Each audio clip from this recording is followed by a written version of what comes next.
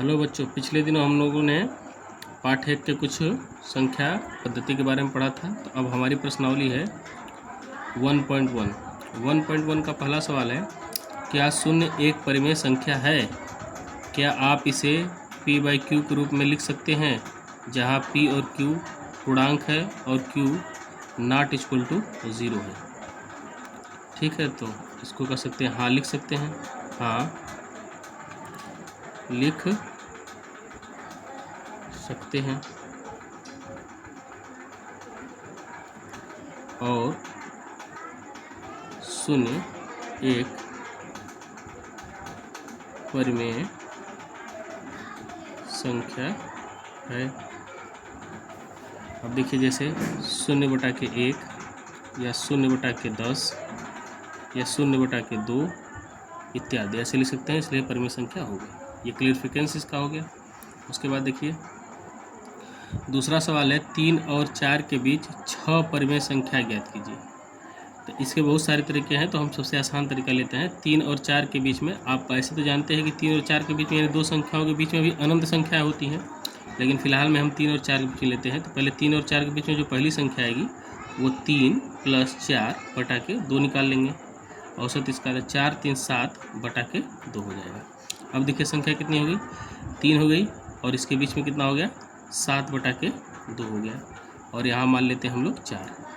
अब देखिए, अब 3 और 7 के बीच में निकाल सकते हैं। तो देखिए यहाँ निकाल सकते हैं, 3 + 7/2 बराबर, देखिए ये 3 2 गुणे में जाएगा तो 6 हो जाएगा, 6 + 7, ये 2 नीचे आ जाएगा तो हो जाएगा 4, हो जाएगा 7 6 13/4। तो अब 3 और 7/2 के बीच में क्या आ गया आपका, 13/7 हो गया। अब चाहे हम लोग तो 7/2 और 4 के बीच में निकाल सकते हैं। तो देखिए 7/2 + 4 और /2। अब देखिए ये इसके गुणे में जाएगा तो हो जाएगा 7, 4 दूना के 8, अब फिर 2 सबसे नीचे आ जाएगा तो 4 हो जाएगा, तो 8 7 15/4। अब 15/4 देखिए, 7/2 और 4 के बीच में क्या आ गया, 15/4 आ गया। इसी प्रकार देखिए इसके और इसके बीच में निकाल सकते हैं। आप निकाल तो इसके बीच में सकते हैं, इसके बीच में सकते हैं, इसके बीच में, क्योंकि 3 और 4 के बीच अनंत संख्या है, तो मैं इसी क्रम में निकालता जा रहा हूँ। तो 15/4 और 4 के बीच में निकालेंगे। तो देखिए अगले बार में क्या होगा, 15/4 + 4 अब बटा में 2 हो जाएगा।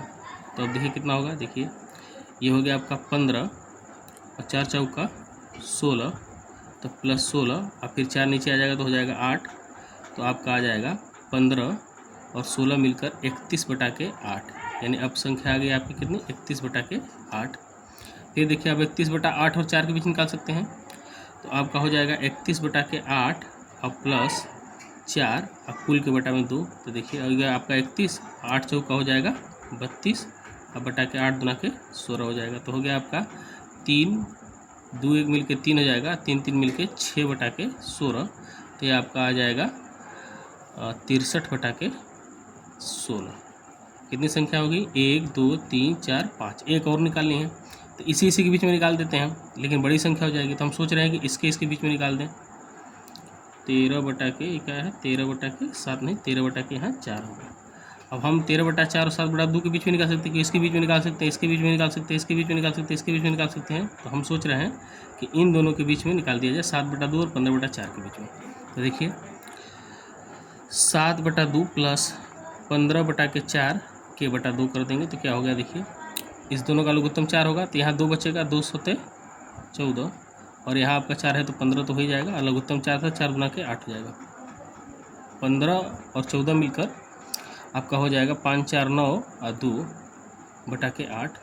तो यहाँ हम किस बीच निकाले हैं, 7/2 और 15/4 के, यानी यहाँ पर निकाले हैं। तो ये आपका हो गया आपका 29/8। तो अब देख लीजिए इसको, आपकी एक संख्या ये होगी, दूसरी ये होगी, तीसरी ये होगी, चौथी ये होगी, पांचवी ये होगी, छठी, 6 संख्याएं प्राप्त हो गई। ठीक है,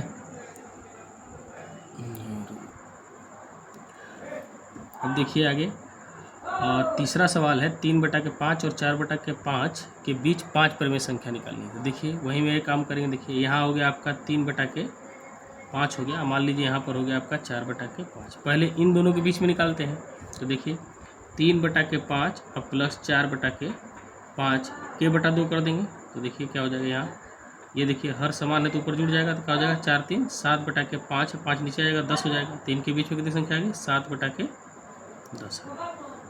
अब दूसरी संख्या निकालेगी, अब चाहे इसके बीच में निकाल लेते हैं तो 3 बटा के 5 अब प्लस 7 बटा के 10 अब बटा में 2 हो जाएगा। देखिए अब इन दोनों का लघुत्तम तो 10 होगा, इस भागा देंगे 2 बचेगा, 2 गुणा करेंगे तो 6 प्लस 7 हो जाएगा और फिर बटा में 2 है तो 7 6 13 बटा के 10 गुना के 20 हो गया। यानी इन दोनों के बीच में क्या आ गया आपका 13 बटा के 20 आ गया।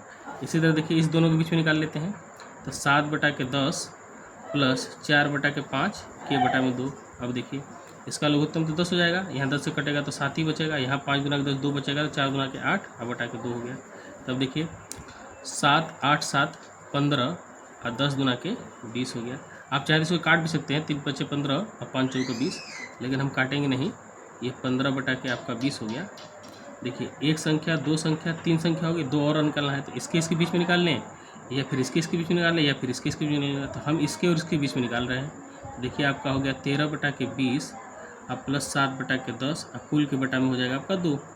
तो आपका लघुत्तम कितना हो गया 20 हो गया और ये 20 से कटेगा तो केवल 13 बचेगा प्लस ये 10 गुना के 20 हो गया, 2 बचा 7 गुना के 14 अब बटा में 2। तो अब हो गया आपका कितना 13 14।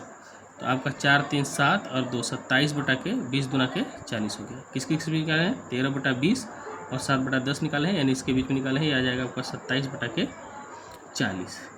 अब एक संख्या, दो संख्या, तीन संख्या, चार संख्या हो गई। अब इसके बीच में निकाल लेते हैं तो देखिए यहीं पे निकालते हैं। देखिए 15 बटा के 20 अब प्लस 4 बटा के 5 कुल के बटा में 2 हो जाएगा। इसका देखिए लघुत्तम कितना हो जाएगा 5 और 20 का लघुत्तम 20 हो जाएगा और ये हो जाएगा आपका 20 से कटेगा तो केवल 15 बचेगा और ये 5 4 को 20 तो 4 बचेगा, अब कुल के बटे में तो आपका 2 है ही, तो 15 4 हो जाएगा 19 अब 20 दुना के 40। किसके लिए यहाँ 15 बटा 20 4 हो गया, यहाँ हो जाएगा आपका 19 बटा के 40।